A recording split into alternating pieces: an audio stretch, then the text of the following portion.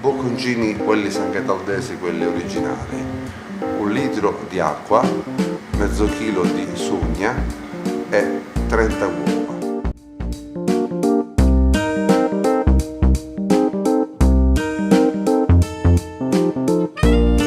Forno 220 per 10 minuti.